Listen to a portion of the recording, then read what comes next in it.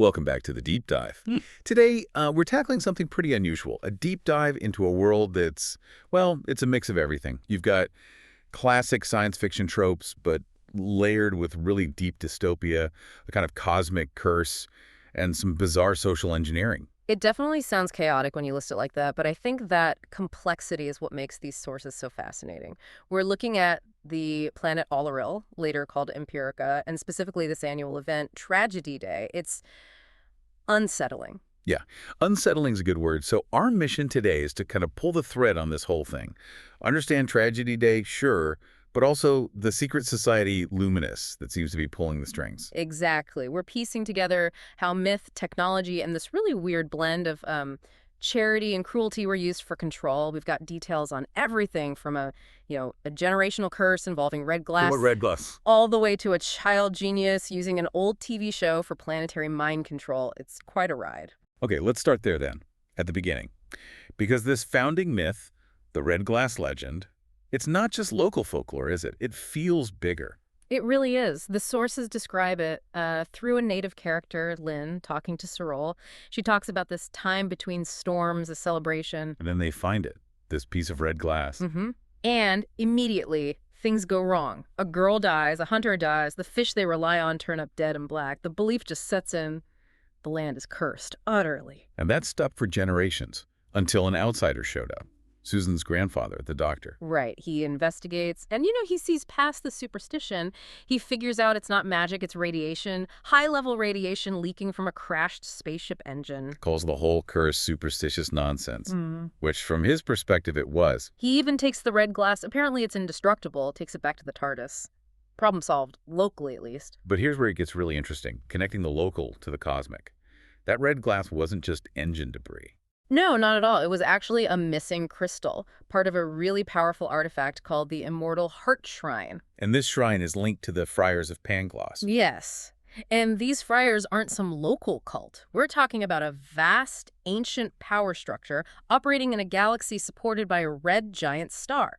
So when the doctor took that glass... He unknowingly messed with something on a galactic scale. Exactly. He linked this small, supposedly cursed planet, Olleril, to this huge hidden organization, an interstellar mechanism, really. Yeah.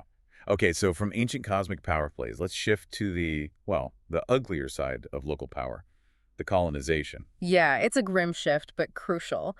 The sources include General Stillman's own letters about establishing the regime on what was then called Olleril. And it's brutal. He details this eugenic streaming operation. Horrific, yes. Designed explicitly to eliminate, I think it was 7/8 of the native population described as small, dark-skinned because they were deemed unsuited to toil. Just like that. And they renamed the planet Olleril to honor some marshal.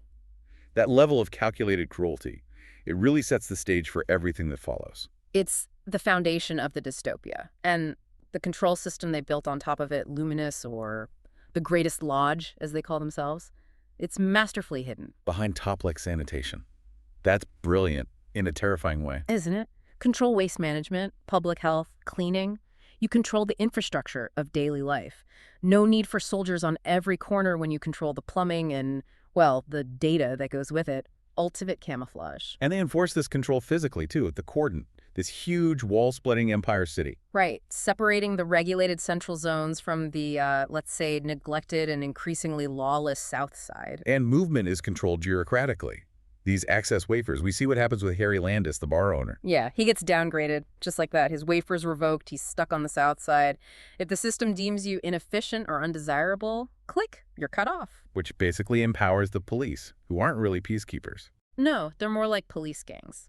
Sergeant Felder's men are mentioned known for brutality, turf wars, not justice. It's a whole system reinforcing itself, control and suffering, basically. Okay, so all this structural violence, this tight control, how do they sell it to the people in the central zones? That brings us to Tragedy Day, doesn't it? Exactly. Tragedy Day is the public face, the justification. It's marketed as this huge annual carnival, a charity event even. They sell black teardrop buttons, sugar skeletons, raise money for food parcels for Vija, a neighboring war-torn country. It's all presented as this big act of humanitarian kindness. But the hypocrisy is right there on the surface. Oh. The sources show police wearing those same Tragedy Day charity buttons while, beating up people like George Lipton, that Fire TV producer. Right, before tossing him in a police wagon. Yeah. And the press uses the day to whip up fear, weak-kneed Nancys and foreigners.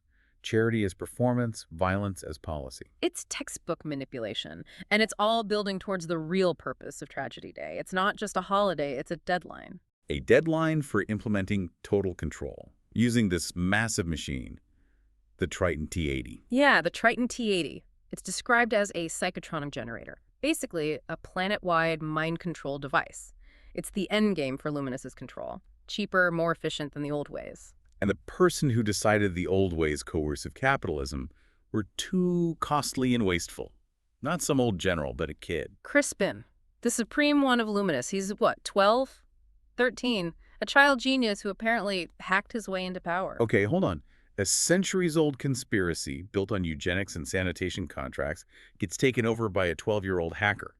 How does that work? How does he keep control? Well, apparently by offering a better, or at least cheaper, form of totalitarianism, Crispin saw fear and bureaucracy as inefficient. His big idea. Compulsory happiness. Compliance through a really bad old Earth sitcom. Martha and Arthur. That's the weapon. That's the weapon. He plans to broadcast its psychic signature across the entire city using the Triton T-80. He even has the original cast and creators cryogenically frozen, hooked up to the generator. It's not just control, it's replacement.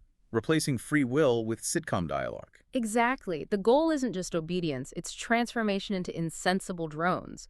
People won't just obey, they'll literally act out the show. The sources quote, "the expected result." Junior, what is Mrs. Rogers going to think about you taking her laundry? Chillingly specific. The ultimate trivialization of existence. Forced into a pre-written, low-effort life. But it's not just mind control, is it? Crispin's plan involves cleaning house. Literally. Oh, yeah. There's a mass culling planned alongside the broadcast. Anyone over 35, foreigners, people from Vija, anyone considered undesirable. Carried out by these celebroids. Lifeless, robotic duplicates. Operating bulldozers, crushers, their first job, demolish the entire South Side immediately. What to replace it with? Identical houses from the Martha and Arthur set, candy-striped walls, doors, and roofs built with alarming efficiency. The dystopia needs the right aesthetic, apparently. So that's the climax building. The Doctor and his friends are fighting Luminus. Crispin's about to flip the switch on the T-80. Tragedy Day is here. And then the other shoe drops. The cosmic element returns. Right when things couldn't get messier, the Doctor actually gets captured, strapped into the T-80 itself, forced to work on it by Crispin. Which turns out to be a mistake for Crispin, because the Doctor realizes the machine's power source is unstable. Totally flawed.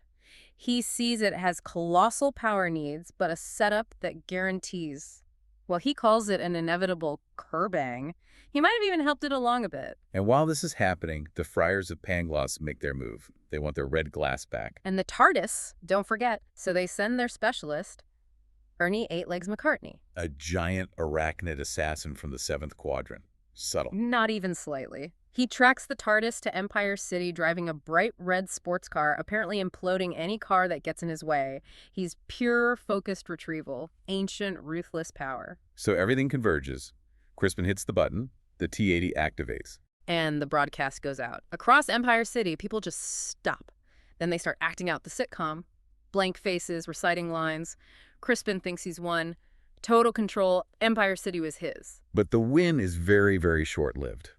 The Doctor was right about the kerbang. It starts falling apart almost immediately. Yeah, a cascade of failures. The Doctor gets free, forces Crispin to lead them to the cryo storage to save the celebrities who Crispin dismisses as not important anymore. And at the same time, George Lipton, the producer.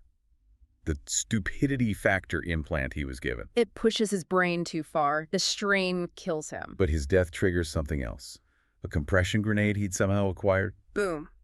A massive fireball right near the T-80 generator. Delivering the final blow to the already unstable machine. Exactly. The T-80 suffers that fatal power surge the Doctor predicted. The explosion clears the psychotronic frequency, but it also shatters the containment tank for the slugs. Carnivorous creatures kept on board the Luminus HQ, the submarine gargantuan. Yep. And now they're loose on the sinking submarine.